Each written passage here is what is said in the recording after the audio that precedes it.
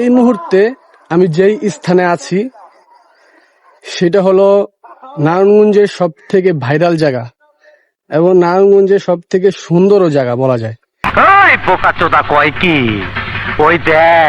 এই জায়গায় গাছপালা, এই জায়গায় ফুল, সামনে নদীর ভিউ, লঞ্চ আছে, তারপর কিছু বাচ্চা পোলাপাই গোসল করতেছে, ওই দেখেন।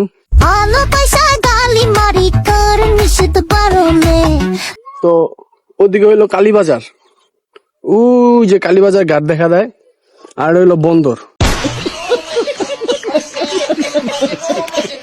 এটা এক হিসেবে বলা যায় সৌন্দর্যের রাজা নারায়ণগঞ্জ এই জায়গাটা, কারণ এই জায়গায় এক পাশে রিভার, ইংরেজি মারাও দেই একটা সোফার মারিয়া 32টা দাঁত হাতের মধ্যে ধরাই দিমু। এক পাশে হইলো আপনার গার্ডেন, ফুলের গার্ডেন, গাছপালা গার্ডেন যেটাই বলেন গার্ডেন, সামনে ভিউ একটা রাস্তা, সবকিছু মিলে এই সৌন্দর্য ফুটাইয়া উঠছে এই জায়গায়।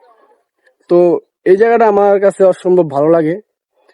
এদিক থেকে নদীর বাতাস, এদিক থেকে গাছপালার বাতাস, সামনে থেকে সুন্দর ভিউ, সবকিছু মিলাই আমার কাছে অসাধারণ লাগে। কার কাছে কেমন লাগে জানি না। তো আপনারা যদি আসেন তাহলে বুঝবেন এই জায়গাটা কতটা সুন্দর। আচ্ছা ঠিক আছে। তো আমি আশা করি আপনারা, এই জায়গায় 99% মানুষই আসে, নতুন করে বলার কিছুই নাই আমার। তা যারা আসেন নাই অবশ্যই এই বন্দরটা ঘুরে যাবেন, অনেক সুন্দর একটা জায়গা। আর অবশ্যই বন্দর যেরকম একটা গুড সাইড, এরকম একটা ব্যাড সাইডও আছে। ব্যাড সাইডটা হলো আপনার সন্ধ্যার পর যারা আসবেন তারা হয়তো বিপদের সম্মুখীন হইতে পারেন, সেটা শিওর না কিন্তু হইতে পারেন, কারণ এই জায়গায় ছিনতাইকারী পোলাপাইতাছে, কিছু আউট পোলাপাইতাছে।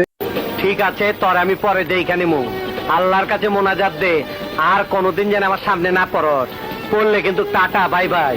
মানে ডিসিপ্লিন মানে না আর কি, তারা ডিসিপ্লিন বাইরে। তো অবশ্যই সবাই সন্ধ্যার আগে আর সকালের পরে আসবেন, এটা আমার আপনাদের কাছে আবেদন। তো সবাই ভালো থাকবেন, আর অবশ্যই ঘুরে যাবেন, এই বন্দরঘাটটা ঘুরে যাবেন, সৌন্দর্য উপভোগ করে যাবেন। ওকে, আল্লাহ হাফেজ।